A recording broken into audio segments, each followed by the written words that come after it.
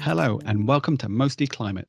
My name is Dr. Doug McNeall, and today I'm joined by co-host Dr. Rosie Oakes. Hi, Rosie. Hi, Doug. Recently, the Intergovernmental Panel on Climate Change released its Working Group 2 report on impacts and adaptation. Today, we're going to focus on adaptation. We've got two really interesting guests from the Met Office, and we've also had a conversation with Dr. Saiful Islam about a flash flood early warning system that he's developed in Bangladesh. So first of all, Rosie, what is adaptation in the context of climate change? Remember in a previous episode, we talked about the risk from climate change, and it's made up of three components. So there's the hazard itself, which is the physical hazard, like a flood. And then there's the exposure to that. So where you live in relation to the hazard. So if you live on the banks of a river, you're more exposed than if you live up a hill to that flood. And the third thing is how vulnerable you are to that hazard. And that means how able are you to get out of the way? So if you maybe have access to a car or money so you could pay to stay somewhere else, if you knew there was a flood coming, you could move away. And that would make you less vulnerable than a community who wouldn't be able to do that. So essentially, when we talk about adaptation, we're talking about any kind of action you can take that would reduce both the exposure and the vulnerability of both humans and also ecosystems to climate change. And this can be done ahead of time. So that's called anticipatory. And that's when maybe money is released before the event happens. Or it can be reactive. So you go in kind of after the event happens. So that's an interesting thing. You mentioned ecosystems and human systems. So there must be some different aspects of adaptation which you can take for human systems and for ecosystems, because I imagine you can plan in human systems, can't you? But ecosystems don't have the ability to plan out things. That's right. So obviously with human systems, if you're thinking about something like designing an urban area or building a new building, you can think about how you could do that in a climate resilient way. I think the biggest thing with ecosystems is that human activities often disrupt how ecosystems function. And so it's trying to be cognizant of how we can leave the ecosystems in their most resilient form, I suppose, so that they have the best chance of responding to climate change. Okay, so how does adaptation or our actions that we take around adaptation, how do they differ from mitigation and the actions that we might take around mitigation of climate change? Adaptation is responding to climate change that is happening or is projected to happen in the future, whereas mitigation is trying to stop any more climate change happening. So remember that the climate change that we're experiencing right now is caused by human emissions of carbon dioxide into the atmosphere. And as carbon dioxide levels increase, temperature increases. And it's this really amazingly simple relationship that we see in the climate system, which is huge and complex. But we know that as we increase carbon dioxide, the temperature also increases. So mitigation is really focused on reducing carbon dioxide emissions, such as those from cars and factories, and stabilizing the levels of carbon dioxide in the atmosphere. And that will help to stabilize our climate. So that's the tricky thing about adaptation. Obviously, the sooner we do it, the less climate change that has happened, the easier that job will be. But when you think of the types of adaptation, sometimes there are limits to what could be done. Have we got any examples of adaptation that we can talk about? Well, I'm glad you brought that up, Doug, because today we're going to talk about a really broad range of ways that we can adapt. And we have examples today from both the UK and internationally. So I'm really hoping that by the end of the episode, we've painted a picture of what adaptation can look like. So our first guest today is Lizzie Fuller. Lizzie, could you explain what you do at the Met Office? I am the secondee to DEFRA. DEFRA stands for the Department for Environment, Food and Rural Affairs. So my role is a climate science communicator. So I try to help DEFRA make the most of the great science that we do at the Met Office and also bring back to the Met Office understanding of what government need from us. Our second guest today is Dr. Joe Darren. Hi, Joe. Hi, Doug. What do you do at the Met Office, Joe? So I'm a science manager in the International Climate Services team. I also have a joint position at the University of Bristol through the Met Office Academic Partnership. And my role is really as working as an applied climate scientist, but working with partners and different stakeholders to develop and deliver climate services, primarily focusing in Africa and Asia. Lizzie, is adaptation something that the UK and particularly DEFRA, who you're seconded to, is focused on? Definitely. Adaptation is a really key focus for the UK and increasingly so. So we've seen through our COP presidency recently that resilience to climate change is a really important agenda. So DEFRA actually have the lead on climate change in the UK, and it's a requirement under the Climate Change Act of 2008 for us to plan how we're going to adapt to climate change. And in 2023, DEFRA will be releasing the new National Adaptation Programme, which will highlight all of the ways that the UK is planning to adapt to climate change in the next 5 years. The CCRA, the Climate Change Risk Assessment. Could you just explain how that might feed into the National Adaptation Plan? The CCC are the Climate Change Committee, and under the 5-year statutory process for adapting to climate change, the CCC write a report on the climate change risks. So it's a science report about the risks that we expect from climate change, and then the government have to provide a response to that and then outline the adaptation actions of the NAP. So these two are directly interlinked, and it's a really great way of seeing how the science that the CCC provide and the Met Office provide will then feed into that adaptation action over the next 5 years. It's great to hear about the top level plans for adaptation, Lizzie. Can you give us an example of what adaptation looks like in the UK? Will people have seen it before? Where could they have a look at that? Yeah, absolutely. So the key goal for adaptation is that it should be everywhere and it should be a part of every decision that we make. So an adaptation action can be something as simple as having blinds on your window so that on a really hot day, you can close the blinds and keep the heat out. But there are other much bigger examples of adaptation. So the Thames Barrier has been a really long-standing project. The barrier currently protects 1.4 million people, and it protects around £320 billion worth of property and commerce in the London area. The Met Office provided sea level projections, which help us understand the risk from flooding to the London area in the future. And this has helped inform the adaptation planning out to 2100. So the Thames Barrier, as it currently stands, we think will protect the area up to 2050.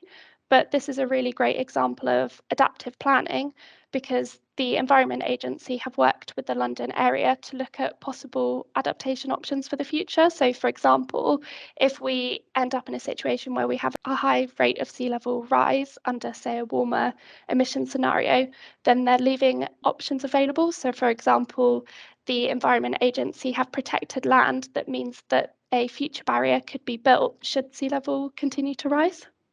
I think this is one of those interesting cases where the science that the Met Office have produced and looking at the sea level may well have saved the UK government some money, because some of my colleagues worked on this, and I think that they basically helped the UK government understand that the highest sea level projections were not quite as likely as they thought they were. So essentially, we've got an adaptation plan now that can change as we get more information in. Essentially, Yeah, we didn't need to build a new Thames Barrier straight away. Actually, there were these other options that you could use that weren't as expensive as just rebuilding the entire Thames Barrier. That's exactly it. So they've left the options open so that they can make that decision in around the 2040s. So they know that building a new barrier might cost between £6 and £8 billion, which is a lot lower cost than the cost of the impacts of the barrier. Thanks, Lizzie. It's really interesting to hear about something that's going on here in the UK. And I really like the idea of an adaptable adaptation response. But I want to pass over to Joe just to see, how does this compare to adaptation that's going on in other parts of the world and specifically in other cities that we're working in internationally? Yeah, it's definitely interesting to hear about the sort of latest on what London is doing and cities in the UK. I mean, some of the challenges that are faced in the UK are shared in other parts of the world, where we're having to think about what are these high-end scenarios of climate change that we really must be aware of. But of course, in many of the contexts that we're working in, particularly in sort of low and middle income countries, the resources there to think long term to 2100 just aren't there, and the rate of growth of cities as well, particularly cities we've been working in Africa, means that there are other pressing non-climate challenges which complicate things and mean it's harder to address these climate change risks when the cities aren't as well adapted to current climate as they might be. So, Joe, what are the major risks that people that you're working with are focusing? Are the hazards different in Africa than they are in the UK? And if they are, how are they different and how are people approaching that? Yeah, I mean, that's a great question. I think some of the hazards are similar. So flooding is a key risk, and we see that in a number of cities, and issues related to water availability and water scarcity. And again, these are issues that we face in UK cities as well. But then there are other climate extremes, so tropical cyclones, for example, which are in some parts of the world becoming more frequent. And certainly there's information that they could become more intense and have more rainfall associated with them in the future. But I think the main difference is more the vulnerability and the exposure side. So the vulnerability of communities in cities in again, particularly the lower middle income countries, can be vastly different, particularly informal settlements in rapidly urbanizing cities. Thanks, Joe. And we're going to be learning more about Lusaka, where Joe has been working later on in the show. For now, I want to go back to Lizzie, and seeing as we've just talked about vulnerability internationally, thinking back in the UK, who are the most vulnerable populations in the UK, or what are the most vulnerable regions, and what are the government worried about in terms of vulnerability? So the Climate Change Committee outlined 8 key priority risks for the UK. And the one that I think stands out the most and is resonating with people a lot is the risk to human health, well-being and productivity from increased exposure to heat in homes and other buildings. Wow, heat, Lizzie, that is not the one I thought you were going to come up with. Not normally something that people think about when they think of the UK. Yeah, it's true. Sometimes people think heat waves in the summer and trips to the beach, but it is something that we really need to consider. So, for example, the UKCP projection suggests that by 2050, a summer as hot as the one in 2018, where we had those really big heat waves, could be as common as not. So it could occur every other year, and that's really significant. For example, the CCC have suggested that the number of heat-related deaths could triple from today's levels without adaptation, so from around 2,000 per year to around 7,000. So it's a pretty significant increase. And the effects of heat also aren't equal across the population. So those who are most vulnerable can experience the worst impacts. So, for example, the elderly and those under the age of 5. And the CCC also highlighted that those who are from lower income backgrounds and also ethnic minorities can be worse impacted because, for example, the report showed that they have less access to green spaces, which can be a really important way of adapting is to move outside to cooler areas. You've mentioned green spaces there, and that's clearly not available to everyone. Could you tell us some of the other adaptations that we might use, given that we know who the most vulnerable people are? How do we target those adaptations? Yeah, it's a really good question. And there are lots of things that we can do. And the NHS have just released a national heatwave strategy. So some of the things it highlights in there is that people should help those that are the most vulnerable. So, for example, you should go and visit your elderly relatives and make sure that they're staying cool. But there's also some really simple measures that we can take. So drawing curtains, drawing blinds, things like opening windows can be really important. And in the longer term, we can try and take steps to retrofit our buildings. So, for example, having green roofs or white roofs can be really important. And local councils are working really hard on this in the local area as well. So, for example, Belfast have a really great initiative called the 1 Million Trees Project, where they're giving away trees to local people to plant where they can. And they're hoping to plant 1 million trees in the city by 2035. How about when we're looking to the future, Lizzie? When towns and cities are building new buildings, are they building them resilient for future heat, or is this currently not really considered in that process? It's something that is being considered more and more and is really important. We're planning to build 300,000 new homes each year. So it's really important that these are designed to be resilient to heat. And this is really important so that we don't experience lock-in. So if we design the houses now to be resilient to heat, it's a lot cheaper than retrofitting them later. In fact, it's 4 times cheaper to build them to be resilient to heat than it is to retrofit them later. As the owner of a Victorian house, I'm sitting up in the loft here, and I know that within a month it will be too hot for me to be sitting up here because there's no insulation, freezing in the winter and boiling in the summer. So I'll declare that when Joe started at the Met Office, I took him to several visits to hospitals. We were going out and we were talking to climate change to hospital managers. It was a really interesting experience for me because we were going to the NHS. This is a number of years ago now. I won't give away your age, Joe. But it's a number of years now. And we would go to the hospital managers and we would say, have you thought about climate change? And the hospital managers would say, yes, we have. And here is how we're reducing our carbon footprint. And we would say, that's great, but have you thought about adaptation to climate change? And it was clear at that time that the hospital managers had not thought about adaptation to climate change and particularly heat. What's changed since we went out and spoke to those hospital managers? I think a few things have changed. I think the pace of climate change and the records that we see broken almost on a yearly basis are being felt by people. And I think this is something that if we had those conversations now, we'd be having quite a different conversation. And also the science has advanced. So we're able to do, rapid attribution studies. And that was thinking back to the 2003 heat wave in Europe, which really propelled that sort of area of science and had significant impacts on the UK and France and elsewhere. And since then, people have really woken up to these risks. But these risks are also faced in other parts of the world. I know we're hearing from Saiful Islam about work and early warning systems in Bangladesh and South Asia, and the recent heat wave, India and Pakistan in particular, have shown unprecedented heat waves that really are breaking records. And so these issues are being faced everywhere. And so we can definitely share learning across the world on how to develop heat action plans and integrate the science that we have around future heat waves. I think sharing the knowledge around the world is going to be so important. We're all adapting to this at the same time. The more we can share information around the world, the better it's going to be. Can you talk to us about your project in Manchester? Yeah, of course. So I also work in the Urban Climate Services team in the Met Office, and we've been producing an urban climate service called the City Pack, which helps to inform cities about their local climate using the probabilistic projections from UKCP. And one of the risks that Manchester is facing is flooding, particularly due to the warmer, wetter winters that we expect to experience in the future. And in our work with Manchester City Council, we've learned about the kind of adaptation measures that they're taking to address to this, particularly in local communities.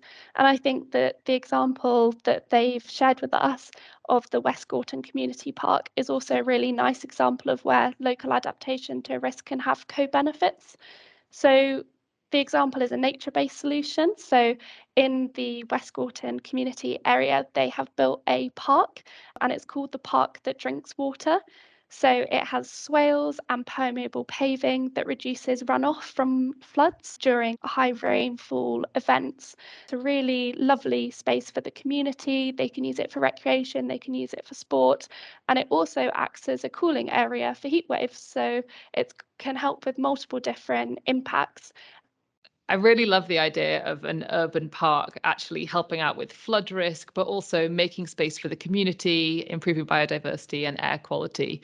And I think when you think about climate change, it can be so scary and overwhelming. But as soon as you envisage a future world, which is actually better than the one you live in right now because of the adaptation that you put in place, it makes me feel more hopeful, at least. So thanks for telling us about that. Earlier, I spoke to Professor Saiful Islam from the Institute of Water and Flood Management at Bangladesh University of Engineering and Technology, who's a lead author of the most recent IPCC climate change report from Working Group 1. Now, Professor Islam has been involved in developing a flash flood early warning system, which is a really important project that's supported by the International Fund for Agriculture Development, which is a UN agency that delivers adaptation projects across the world, supporting millions of rural communities who are on the front line of climate change. I began by asking him to describe the flooding impacts that communities across the Bangladeshi Delta have had to face. Bangladesh is a delta of 3 major rivers, Ganges, Brahmaputra, and Meghna. We call it GBM Delta.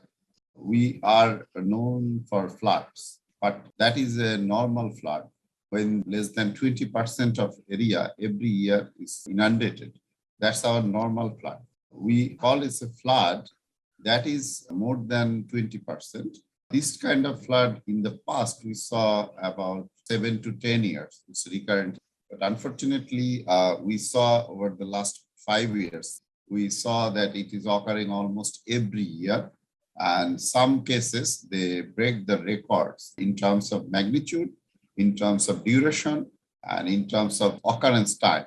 So we saw recently a flood just before the monsoon season, which damaged many embankments and houses, street, and Sylhet city has been underwater for many, many days. So the damage and impact is now more than the past. Bangladesh, 1991. There was catastrophic flooding from Cyclone 2B, which resulted in 150,000 people losing their lives. 10 million people were homeless, and there were 1 million head of cattle lost. These are massive impacts on this community. Since then, the flood management adaptation initiatives across the Bay of Bengal region have helped reduce the loss of life. Yet, as Professor Seifel stresses, there are still millions of livelihoods which continue to be acutely impacted as climate change injects more energy and more intensity into storms. And as the seasonal rhythms of the monsoon rains become distorted and unpredictable, these impacts could become worse still. Building resilient infrastructure is key, but there are non-structural measures which also play a vital role, as timing is crucial. Professor Seifel explains. There are also measures like early warning system, which can inform people to better prepare for the disaster. In Northeast Bangladesh, with funding of early warning flash flood forecasting system, that has never before. So Bangladesh Water Development Board now implemented and provide early warning well before flash flood. And that helps the people to harvest the crop. But unfortunately, if the flash flood is early, that becomes more difficult because at that time, the crop is not ready for harvesting. But normal condition, this new system would benefit the area. So there is two sides. We can inform the people, but also become challenged by this early occurrence. So this type of adaptation is all about knowledge sharing. And if we can get information to people on time, then that can help save lives just as much as a barrier would. Yes, this is very important for the people which are living there. A couple of days early, they can start because now we have a harvesting machine which can very quickly harvest the crop. And this is the only crop because this area in the monsoon season, water is everywhere. So when they lost this crop, actually they lost the food supply for the whole year. So it's very vital. Let's just put this into perspective. The population of Bangladesh is about 168 million. The country is divided into 8 divisions. So Professor Seifel and his team's early warning flood forecasting system reaches and potentially benefits about 22 million people. To put that into context, that's about a third of the population of the UK. Professor Seifel talks about how this novel approach has been welcomed by local communities, but there's still more work to be done. They want to increase the lead time, which would reduce the risk further. We need collaboration, particularly from neighboring country, India, so that we can share the information, make it more accurate and increase the lead time. So then it will be more and more useful for the community. Professor Saiful Islam, Director at the Institute of Water and Flood Management at the University of Bangladesh. Now we're going to go to Southern Africa and hear from Dr. Joe Darren about working with communities to increase adaptation and resilience. Joe, can you tell us a little bit about the Fractal project, maybe starting with what does Fractal even stand for? Fractal, in this case, has nothing to do with mathematical fractals, but is an acronym for a project which is Future Resilience of African Cities and Lands. And this is a project that was part of a program called Future Climate for Africa, funded by Natural Environment Research Council and Department for International Development, which is now Foreign Commonwealth Development Office.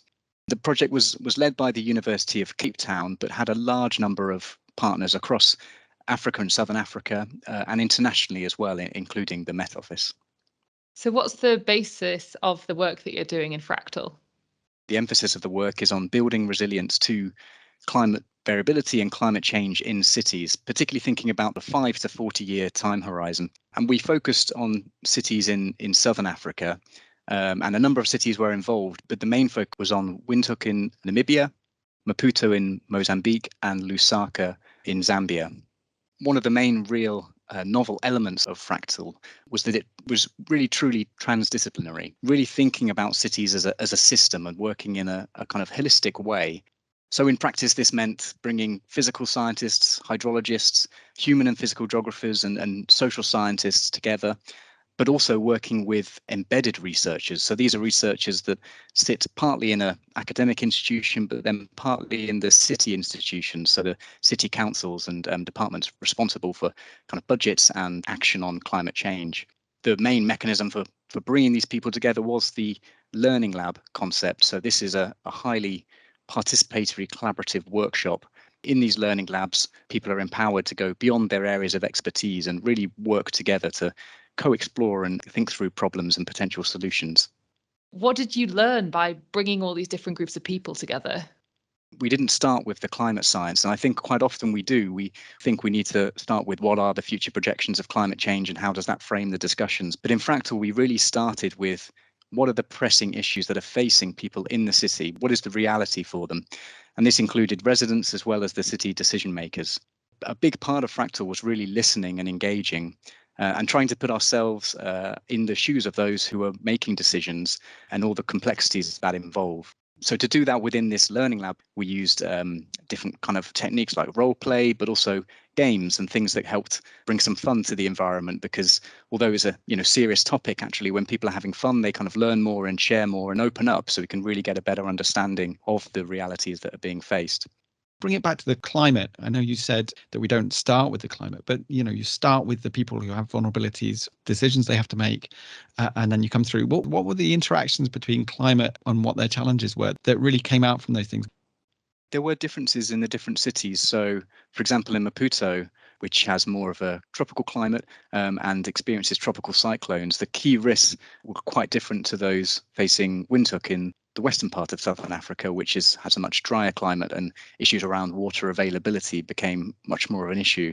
However, the cities really did have commonality in that water was the key risk in its various forms. So either too much water or too little water, and managing those water resources was a key risk that was common across all of the cities that we engaged with. And also that was because during the project, which ran from 2015 to 2021, there was an extreme drought that affected Southern Africa. So we didn't anticipate that at the start of the project, but during the project, a number of the cities were dealing with a major drought, a multi-year drought. And so this really focused the minds of people in the cities on how to respond to this, both in the present, but also planning for the future. So, Joe, we know that every city has its particular vulnerabilities, and that will drive its needs for climate adaptation. Can you explain about Lusaka and the context for Lusaka? I know that's particularly important for this project. For Lusaka, which is the capital city of Zambia, it's a rapidly growing city. So it was 100,000 people back in 1960, and it's more than 3 million people today, and is projected to be 5 million within the next 20 years. 70% of the city population live in formal settlements, and many of those are in the south and the west of the city, which is land that sits on impermeable bedrock. So the water table is quite close to the surface. So it's not so much an issue of making people aware of the risks. It's more a case of how to deal with those risks and giving people options and choices. And of course, this then comes into the issue of how do you integrate climate change adaptation with fundamental development and city planning issues. And this is where it gets quite complex. It becomes a very difficult challenge to solve. So really, there is no single solution. Engineering solutions are probably part of the solution, and those have been tried but are very expensive. But then there's also other solutions around how people live and the kind of livelihoods that they have, and how they can actually live with the landscape and the flooding risks that are there. What new climate science are people interested? What information do they need from climate science? There's a real interest in improved resolution, but this information and data sets requires quite a lot of expertise and analysis to extract the meaning and the kind of relevance of that information. So there's a real challenge in going from this kind of advanced climate modelling work to then making that information relevant to cities. Lizzie, Joe mentioned high resolution data projections of future climate change being useful. I understand that they might be useful in a heat context as well. Yeah, definitely. So it's really interesting hearing Joe say that, because we're finding the same thing in UK cities, that people are really interested in high resolution information. So in the UK, we're really lucky that the UKCP projections are available at 2.2 kilometre scale. So in the Urban Climate Services team, the team have been using these projections to look at heat vulnerability across the city. So they're mapping future projections of heat across a city and working with cities to map other elements so that you can look at vulnerability. So for example, we're working with the cities where they're providing data on the housing stock and the different types of population in the city, so that we can really begin to explore risk across the city landscape. We've learned a lot about adaptation today. I don't think we've solved all the problems, but we have heard about everything from nature-based solutions to big barriers to early warning systems and bringing people together to solve challenges. So before we leave, I'm going to go around everybody in the room and ask, what's the one take-home thing that you want people to remember or know about adaptation? I think it's really important to say that the UK risk assessment highlighted that adaptation action has actually failed to keep pace with the worsening reality of the climate risk. So we're seeing an increasing gap between current action and the action that is needed. I also think it's really important to emphasise that adaptation action taken early has a lot of really incredible benefits. There are also opportunities to be made from adaptation. For example, the crop growing season will increase as conditions get warmer. So yeah, action now will mean that we can make the most of those opportunities too. Joe, we'll come to you next.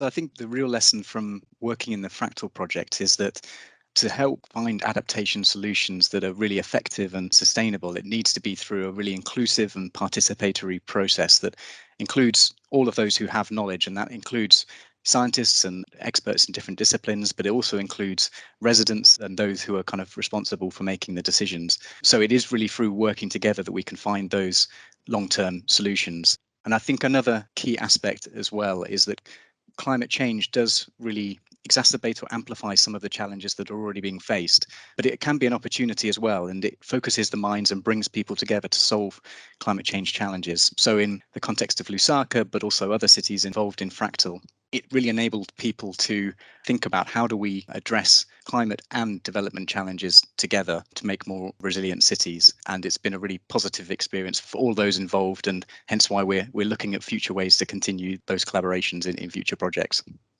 Thanks, Joe. That's great to hear, because I know we've talked about this before, about the importance of having everybody in the conversation. I know that was a big thing that they highlighted at COP26, but it's great to hear from your project about what happens when it works and how we can keep doing that in the future.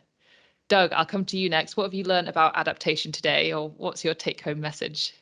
Well, maybe I'll think about the gaps actually, Rosie, because this has been a super interesting program for me. It's great to hear from people who are working directly on adaptation. I think particularly we might have a slight human systems bias on this little program here.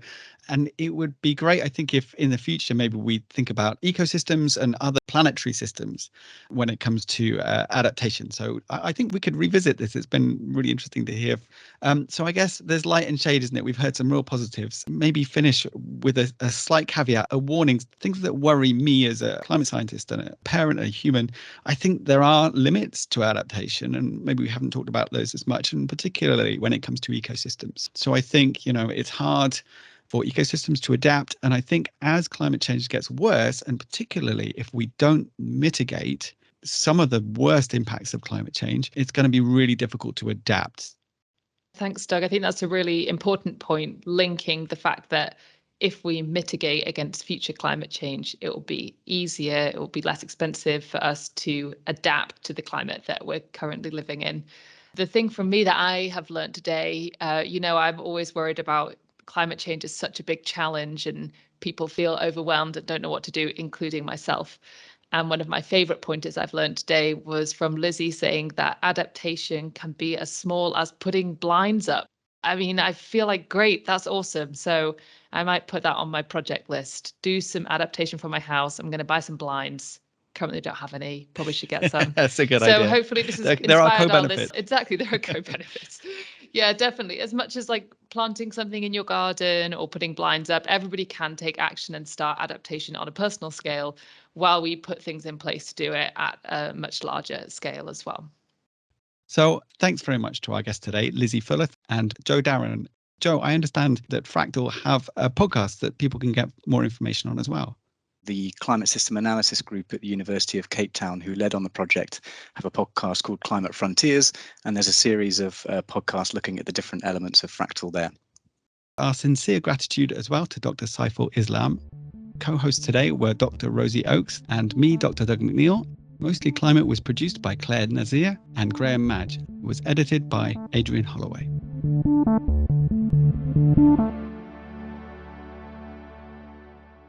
Mostly Climate is a podcast by the UK Met Office. For the latest weather conditions where you are, download the Met Office weather app.